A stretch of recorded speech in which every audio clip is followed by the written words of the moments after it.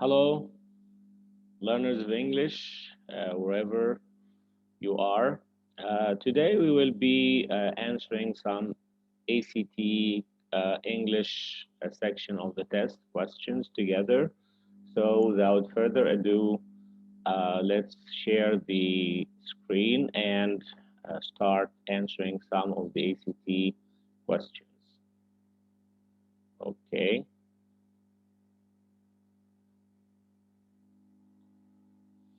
Okay. Um, this passage talks about Emily Dickinson, her letters to the world. All right. He starts by saying Emily Dickinson, one of America's greatest 19th century poets, was prolific, blah, blah, blah. Although her physical contacts limited with the world, but by on her for health, whose correspondence. So, whose here refers to who, refers to whom, refers to Emily Dickinson. So, no change, no. There, whose Dickinson. So the best answer is C, Dickinson.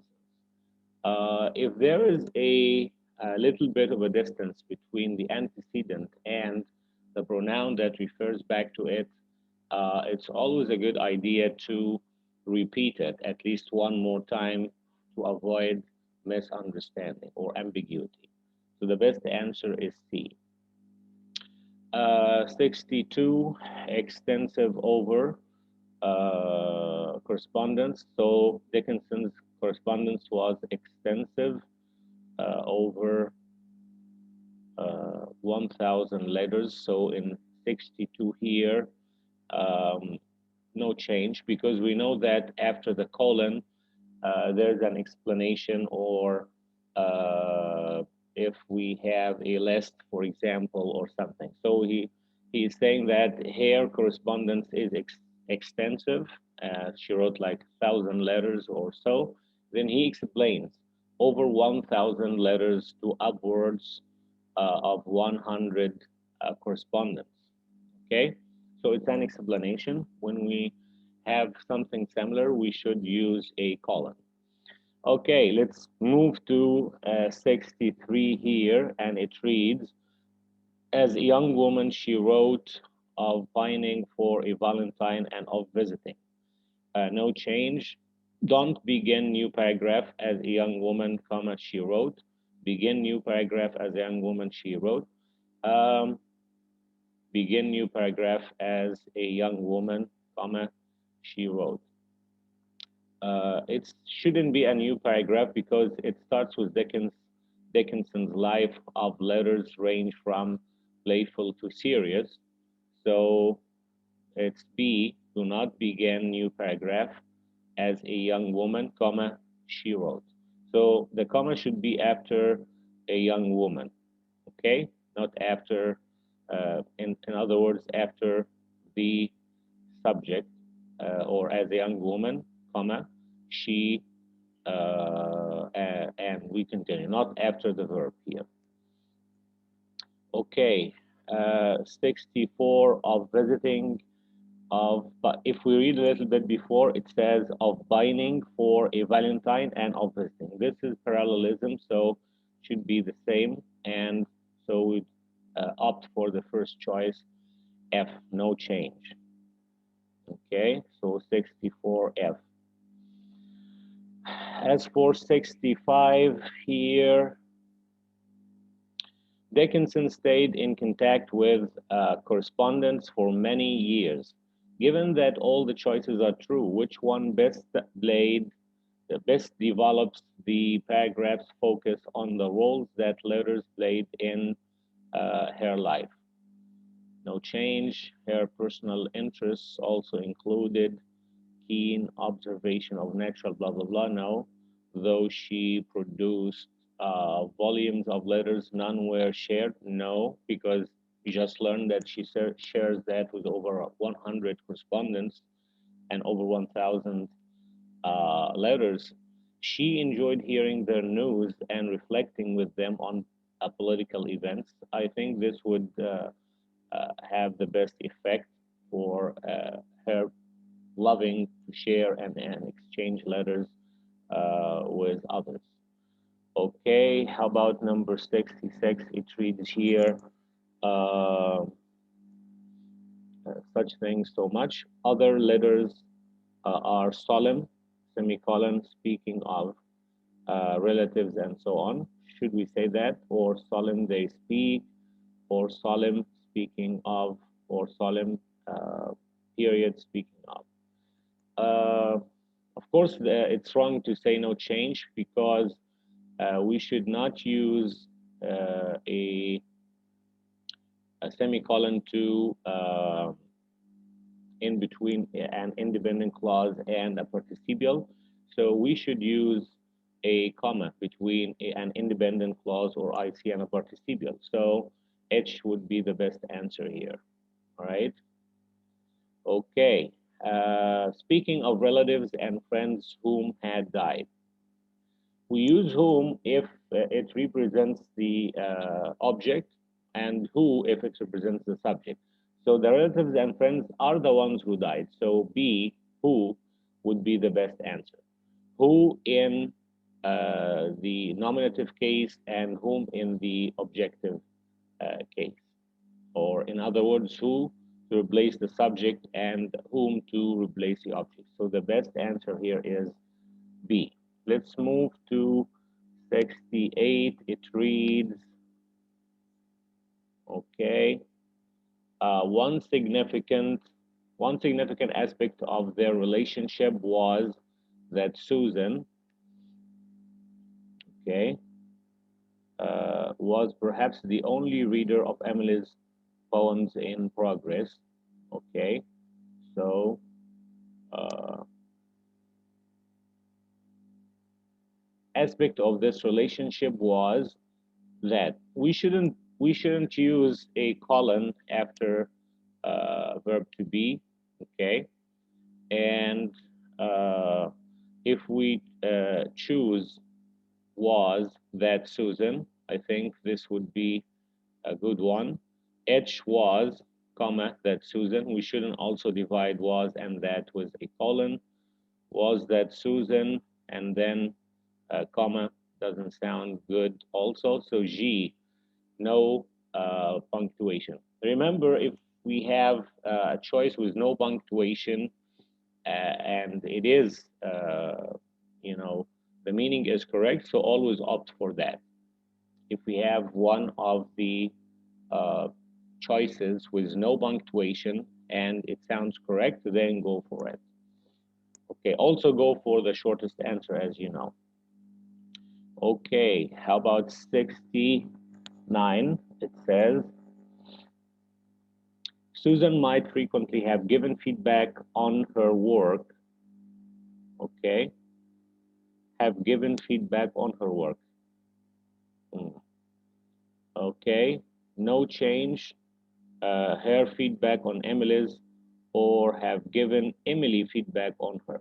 So actually, she's the one who read Emily's letters in progress and gave Emily feedback. So to clear the misunderstanding, we should choose C. If we say her feedback on her, it doesn't actually show there's ambiguity here. So the best answer is C.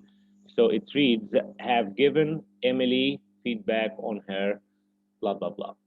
Okay, so have given Emily feedback. It's one indirect object and then a direct object. Emily is the indirect object, and Susan's feedback is the indirect, is the direct one.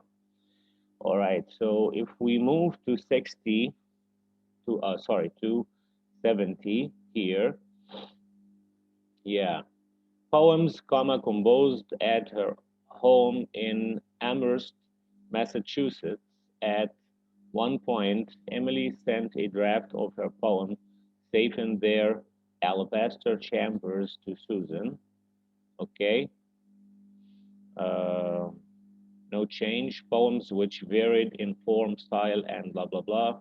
Poems. Yeah, that's an easy one. So the four choices have the word poems. And if we just choose the shortest answer, J, that would make perfect sense. So it would read poems, her most famous poems, including some of her most famous poems, uh, and then period, and a new sentence at one point, blah, blah, blah. Because we know that she composed these poems in her home, which lies in Massachusetts. That won't add anything to the sentence. So, as we just mentioned earlier, if you have a choice with the shortest answer and it sounds correct, then that's it. So, we are talking about the poems here, not her home in Massachusetts. So, poems, including some of her most famous poems. That's what we care about. And that's the shortest answer. We go to 71 here. Yeah. Okay, Alabaster Chambers to Susan, who read the poem. Who read the poem? Given that all the choices are true, which one would most clearly describe an interaction between Susan and Emily during Emily's writing process? We know that Susan is the one who used to read and give feedback on Emily's poems in progress. So, what is the choice that shows that interaction between them? No change. To read, anybody can read. That doesn't make or explain clearly that interaction that happens between them. So, the first choice is wrong. Like the poem tremendously, B, considered and thought about the poem. Considering and thinking is not interaction. Also, liking is not interaction. Praised, D, the poem, but suggested revision. That is interaction. Because when you praise something, you need to praise it before or to other people. And also to suggest revision, that is to say, okay, do this, you may change that, you may add that. So that is the best choice to show the interaction. D is the best choice. If we go to 72,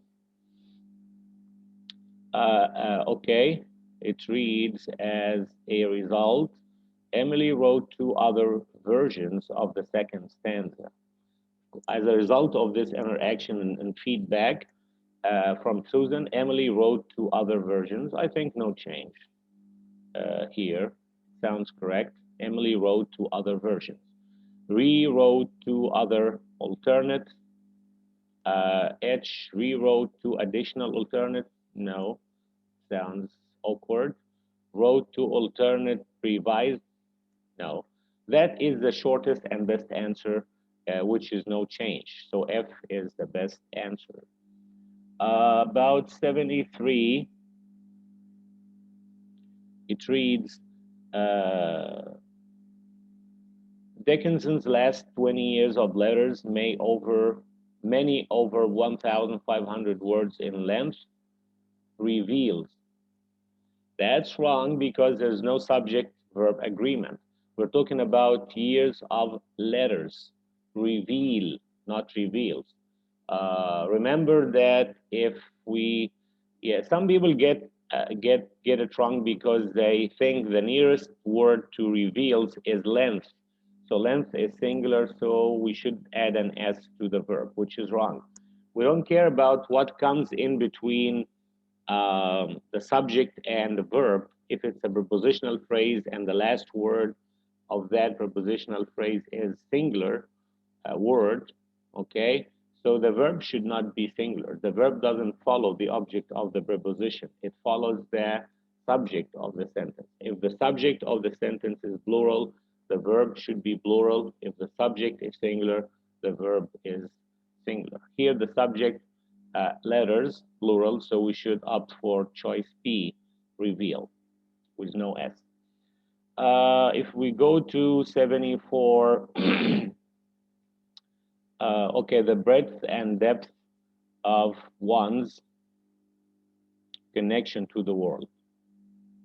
What's one's connection to the world? We're talking about Emily, so we should say her connection to the world. So H is the best answer, not people's connection or their connection. We are talking about Emily and her poems and how the poems show or the depth and the breadth of the poem show her connection to the world. So her is the best choice. We're not talking about other people, but we're talking about Emily. The last one, perhaps, comma, this legacy of letters explains what she meant. No change, no, perhaps this, comma, legacy of letters. Okay, perhaps this legacy of letters, uh, comma again. All right, so there is no need to get this legacy of letters in between two commas in the first place. Okay, so the best choice is to opt for no punctuation, as we said earlier. If it sounds correct, there is no need for punctuation. It would read, perhaps this legacy of letters explains what she meant. Perhaps this legacy of letters explains what she meant. Makes perfect sense. We don't need a comma, we don't need a semicolon, we don't need a period. So that's it. If you have a choice that sounds correct and it doesn't need any punctuation like a comma or a semicolon, then go for that. Good luck for people who are setting for the April uh, version of the ACT, and we will be doing some answering of the English section of the ACT test in our next videos. For now, I wish you the best. Bye.